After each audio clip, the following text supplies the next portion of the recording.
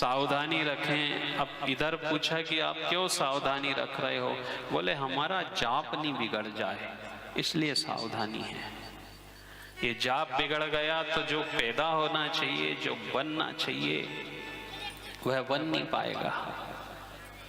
केवल जापा बिगड़ा है तो उसकी तो कहीं ना कहीं से ठीक है कि सुधर गई, कोई इलाज है उसके लिए, पर जाप का तो कोई इलाज नहीं है।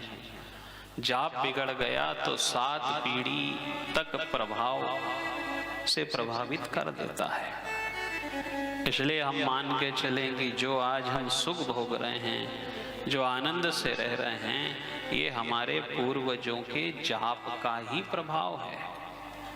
उन्होंने जपा है तो आज हमारे पास 100-100 एकड़ जमीन है, मकान है, सुख सुविधाएं हैं। और जिस दिन हमारा जाप बिगड़ गया उस दिन मान के चलो कि आगे की पीढ़ी को चल पाना कठिन है। अब किसी ने कहा कि ये पाप से चल जाएगी,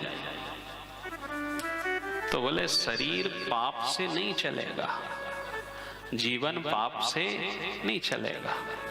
जीवन चलेगा तो जाप से ही चलेगा।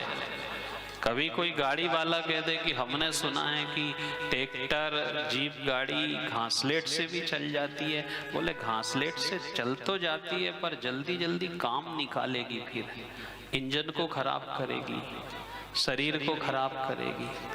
पाप से शरीर चल तो जाएगा, पर पाप कह रहा है कि जिस जाप से शरीर चलेगा वैसा पाप से नहीं चल पाएगा। फिर आए दिन परेशानी है, कलह है, दुख दर्द है, रोग शोक है।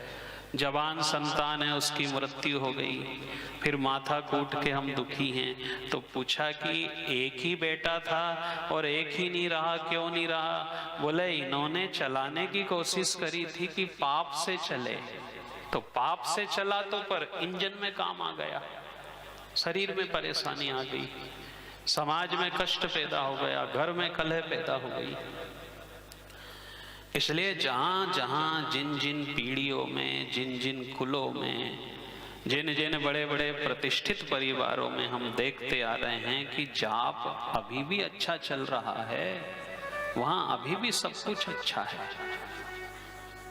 पाप के लिए तो शरीर दिया ही नहीं है उसने कि पाप से नहीं चलेगा। 7वीं पीढ़ी में अंग नाम के राजा के घर दुष्ट बेन प्रवृत्ति की संतान ने जन्म ले लिया। तो संतों ने देखा तो हुंकार शब्द से इसकी देह को नष्ट कर दिया। इसकी जंघा का मंथन किया तो काला पुरुष प्रकट हो गया। इससे कहा कि तू इस संतति को आगे बढ़ा, तो कोल भील इत्यादि जातियों का जन्म हो गया। तो फिर उसे रोक दिया। दाहिनी भुजा का मंथन किया तो लक्ष्मी नारायण भगवान का जोड़ा प्रकट हुआ, जो राजा पृथु और अर्ची के नाम से विख्यात हुआ था। वह समय एक ऐसा था कि उस समय किसान अन्न बोता था तो उगता ही नहीं था। आज ये जो 10-10 गुना हम फसलें पैदा कर रहे हैं, ये राजा पृथु और अर्ची की कृपा ही है। उन्होंने हमारे देश को कृषि प्रधान बनाया, ऋषियों से, कृषियों से, कि ऋषि हमें आशीर्वाद देते रहें तो कृषि हमारी कभी नहीं बिगड़ेगी। अब ऋषि यदि आशीर्वाद दाता है, अच्छे से आशीर्वाद दे देता है, तो कृषि कभी खराब ही नहीं जाती है। उन्होंने 10,000 कान मांगे भगवान से कथा सुनने के लिए, 99 अश्वमेघ यज्ञ किए, और जो जो कमी थी इस संसार में वह सबकी पूर्ति कर दी। आखिर देखो 7वीं पीढ़ी में ध्रुव की भजन की कृपा से काम थोड़ा सा गड़बड़ाया था, पर उसे तुरंत संभाल लिया। अब उसे महात्माओं ने संभाल लिया। तो 7वीं पीढ़ी में अंग नाम के राजा के घर जो बेन संतान हुई, उसी के घर फिर ईश्वर का अवतार हो गया। अब देखो फिर से ये संतति आगे बढ़ी और आगे बढ़ते बढ़ते संतति आगे बढ़ने लगी। फिर समय बदला खाया और एक प्राचीन बरी नाम के राजा हो गए। उन प्राचीन बरी नाम के राजा को भी मोह अत्यधिक हो गया। अब देखो उन्हें मोह हो गया तो फिर नारद जी आए, फिर इन्होंने आकर के उन्हें समझाया कि राजन आप ये मोह मत करो, आप एक बहुत अच्छे उत्कृष्ट कुल के व्यक्ति हो और आपकी वंशावली में समय समय पर ईश्वर ने स्वयं आकर के दर्शन दिए हैं। आप ये ममत्व मत बढ़ाओ शरीर से, नहीं तो ये शरीर के कारण तुम्हारा ये वंश कलंकित होगा। और वही का वही हुआ साहब कि उन्हें समझाया और एक राजा रानी की कथा सुनाई जो पुरंजन और पुरंजनी के नाम से विख्यात है। वो ये शरीर के ऊपर ही पूरी कथा थी कि हम जितना जितना कर रहे हैं, जितना जितना हाय हाय करते हैं, एक दिन ऐसा आता है कि सबसे ज्यादा छूत, सबसे ज्यादा सूदक हमारी धर्म पत्नी को ही लगता है। पहला सूदक किसे लगेगा?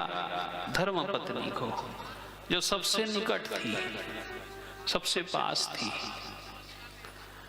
इसलिए देखो कि जहां जहां ये बिगड़ा है, और बुढ़ापे का सबसे बड़ा गणित ये हो जाता है कि केवल आस बचती है, सांसें भी कम होने लगती है।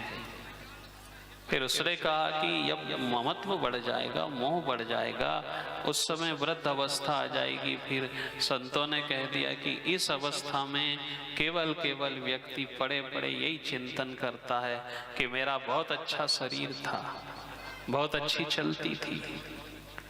देखो जवानी में जिसकी जबरदस्त चली है, बुढ़ापे में उसको जबरदस्ती चलानी पड़ रही है। अब जबरदस्त चलती नहीं है। एक जमाना था कि जबरदस्त चलती थी, अब तो जबरदस्ती चलानी पड़ रही है। अब कौन सुनता है अपनी? फिर वृद्ध अवस्था आ जाती है, पड़े पड़े लोग केवल सोचते हैं कि अब क्या होगा। तो संतों ने कहा कि ये वृद्ध अवस्था में पहुंच जाता है, फिर ये कहता है मुझे भगवान ने मेरे बहुत अच्छा शरीर दिया था, अच्छा नाम दिया था, अच्छी शक्ति दी थी, ताकत दी थी, अब मेरी ये स्थिति हो गई है